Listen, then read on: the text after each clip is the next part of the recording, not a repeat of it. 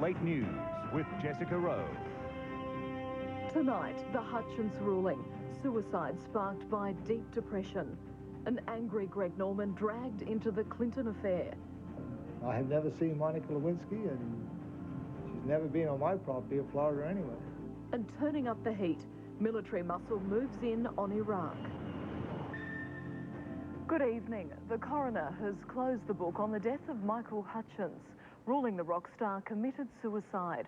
The official findings blame deep depression brought on by domestic woes, drugs and drink. The first thing New South Wales coroner Derek Hand did this morning was rule out the speculation that had given British tabloids such a field day late last year, that the singer died from a sex game gone wrong. It has been suggested that the death resulted from an act of autoeroticism. However, there is no forensic or other evidence to substantiate this suggestion. I therefore discount that manner of death.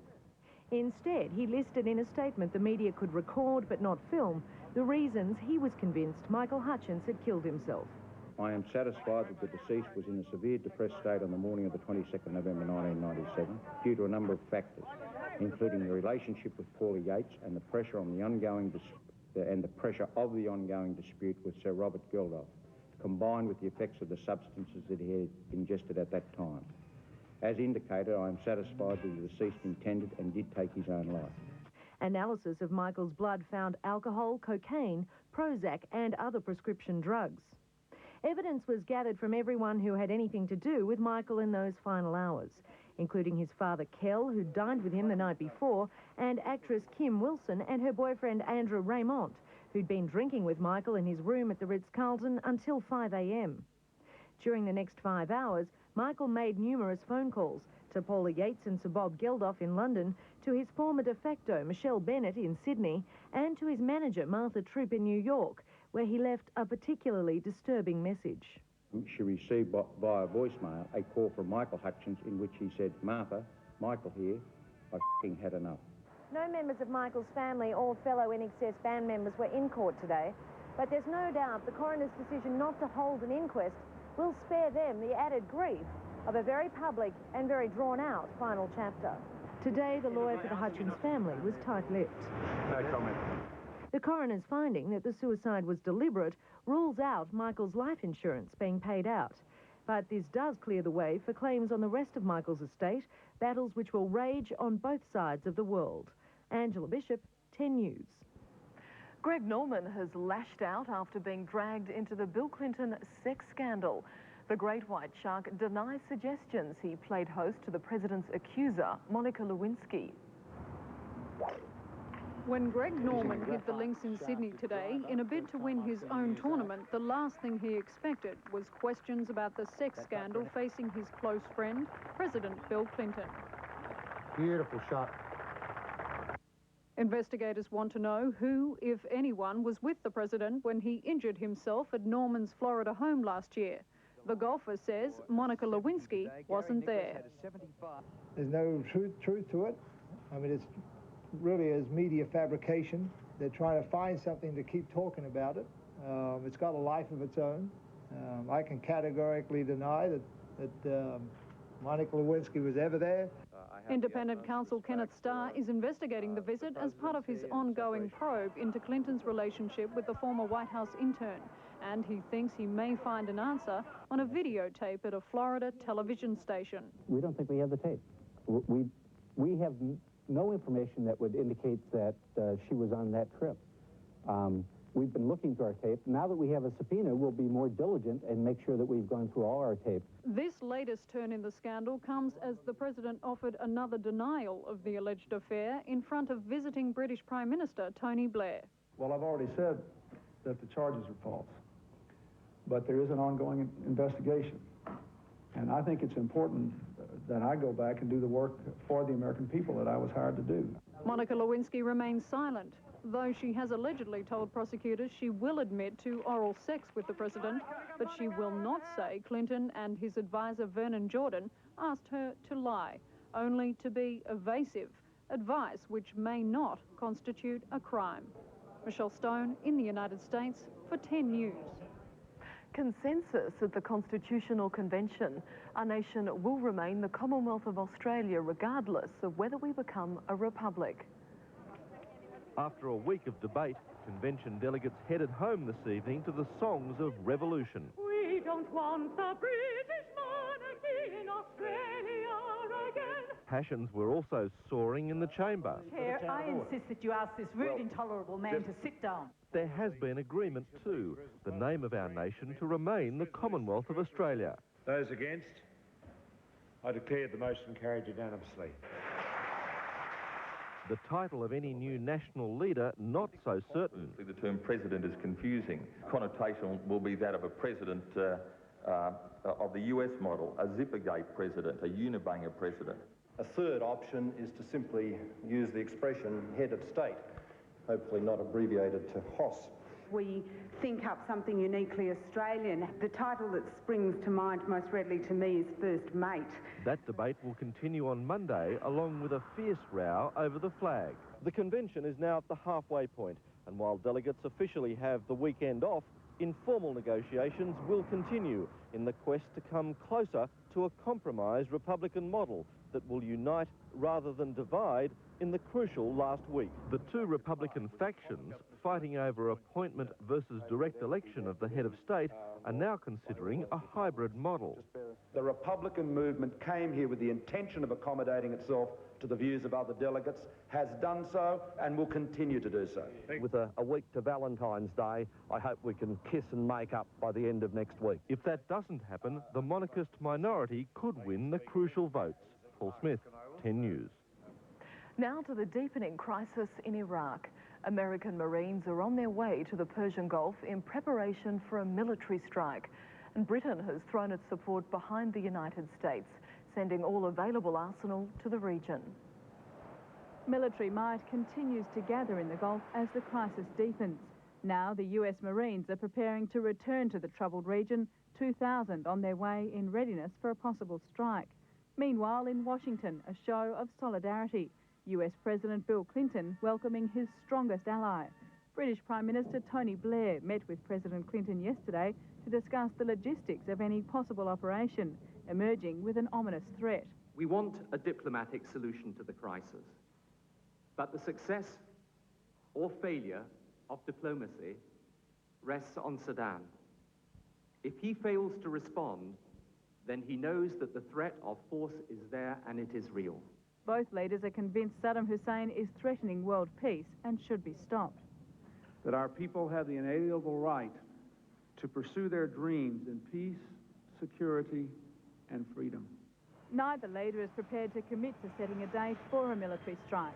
However, some comfort for Russian President Boris Yeltsin, concerned military action would spark a world war, with the US ruling out the use of nuclear weapons. The crisis has been sparked by Hussein's stubborn refusal to allow UN officials into Baghdad for a weapons inspection. In the midst of the crisis, a plea from Japan. Please refrain from taking military action until after the Winter Olympics. Zoe Wilson, 10 News. Convicted Gold Coast conman Peter Foster has been arrested in Melbourne. Foster failed to appear in a Queensland court in early December and has been on the run ever since. He was to face extradition to England to answer fraud charges. Federal police arrested Foster in an outer Melbourne suburb this afternoon. The breakthrough came after a Brisbane court today ordered a family friend to forfeit the home she'd put up as bail for Foster. Labor Senator Bob Collins has announced his retirement from politics, saying after 21 years he wants to see more of his family. The 51-year-old senator is the only Northern Territory politician to become a cabinet minister. He claims his most satisfying achievement was leading the campaign to release Lindy Chamberlain. Labor star recruit Cheryl Curnow was given a rousing welcome to the Queensland ALP tonight with an official dinner. This is the branch of the party which was the birthplace of Labor. 800 party faithful paid to hear Ms Curnow. She said a key part of her role for federal Labor will be to look at the plight of workers over 45. She's also vowed to help Labor regain state government in Queensland.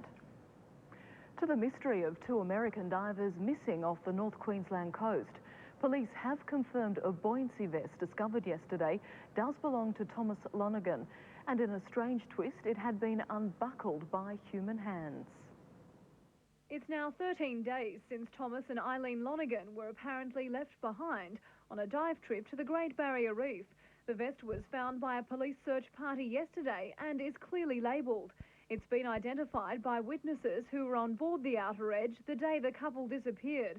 A waterproof camera was also located further along the beach. The film is inconclusive and it does not assist our investigation whatsoever. Police are continuing to search the area both north and south of Indian Heads, and authorities around Australia have been placed on alert. But the superintendent concedes the chances of finding them alive now are extremely remote. But experts still insist the Lonergans should have survived, given their experience and equipment. Dive Queensland General Manager Margie Johnson says it's impossible to slip out of a BCD. The vest has to be physically unbuckled. That you have to apply pressure for that to come apart. They don't just pop out. They're quite strong. Thomas Lonergan's vest was found unbuckled and in good condition. It showed no signs of damage such as tears or teeth marks. The fact that it's been found on the shore would be a good reason to go looking for them on the shore. The buoyancy vest was flown to Brisbane this morning for further scientific examination, but it could be several weeks before the results of those tests are known. Georgina Lewis, 10 News. When the late news continues, Prince Charles face-to-face with a suspected high-profile pedophile. Also, wild flames as bushfires rage through a national park. And how to fight baldness with a little herbal help. That's coming back, definitely. It's definitely coming back. Firefighters are tonight close to containing a major bush blaze in southern New South Wales. The flames have been raging for more than 24 hours in the Kosciuszko National Park. The emergency apparently sparked by bushwalkers who were careless with matches. There's no danger to property or homes at this stage, but the blaze has blackened about 600 hectares. Waterbombing helicopters are assisting the 80 firefighters battling the flames. A man who surrendered to authorities in the Central American Republic of Honduras was refused bail today by a Sydney court. 55-year-old Brian Wayne is accused of failing to appear in a Queensland court in 1987 on charges of indecently dealing with a boy under the age of 17 and possessing indecent magazines. Wayne entered no plea and will reappear in Sydney's Central Local Court next Tuesday. In Sri Lanka, a surprise guest at a state reception for Prince Charles. Science fiction writer Arthur C. Clarke, who's facing allegations of pedophilia, showed up. The most glittering occasion of the celebrations marking the 50th anniversary of Sri Lanka's independence, this state dinner was the last formal event of the Prince's tour. Arthur C. Clarke has been out of the limelight since the appearance of newspaper allegations that he had a history of sexual relationships with teenage boys, and his decision to delay his investiture. The Prince was to conduct it during this visit. The writer was at the dinner as perhaps Sri Lanka's best-known foreign resident. In his statement tonight, he said the allegations had been extremely harmful. Having always had a particular dislike of paedophiles, few charges could be more revolting to me than to be classed as one. However, as I have already said, the allegations are wholly denied. He indicated that he would want to go ahead with the investiture, though Buckingham Palace officials say that any other considerations apart, it could not happen during the few remaining hours of this royal visit. A memorial service in Italy today for victims of the cable car tragedy. Relatives, townsfolk and members of the US military attended a mass for those who perished in the deadly free fall. Meanwhile, an inquiry has begun into how a US plane severed the cable, sending the gondola plunging down a valley. The pilot and 3 crew have been questioned but not charged. New hope tonight for men who are follically challenged. A British housewife has come up with a herbal cure for baldness, and the proof is on the pudding. Roy's been bald on top for some 20 years, but after a month's treatment, the bare patch is turning to hair, in his natural colour too. It's just like the shoots of a lawn, a seeded lawn, beginning to appear. But it's in the region of, what, 1.5 inches, 2 inches, maybe 2 inches long, when there was nothing there. Got nothing to lose, everything to gain. It all began with Jambo the chimp. He was given the herbal potion 4 months ago to treat a severe skin complaint. With the help of a new diet, his rash improved, and so did his hair. Now it seems that humans can benefit too. Jean Brown makes the lotion from extracts of herbs, hedgerows and goat's cream. Alternative medicine's been in the family for generations. The scientists have been trying for years and years and years to get something for male pattern baldness, and they've always said it would be an amateur that's done it, and it looks as though that amateur's me. It's early days, but so far she's had 100% success. Even her builder's impressed. Well, it's coming back, definitely. It's definitely coming back. It's still a hobby, but maybe not for long. Jane's now selling 300 pots a week, and American companies offered her millions for her formula. But this lady is not for selling. Ahead in the late news, claims new mums are leaving hospital too early. Also, Pooh Bear and his furry friends in a transatlantic tug-of-war. And in sports tonight, Mike Tyson lashes out against reports he's in financial trouble.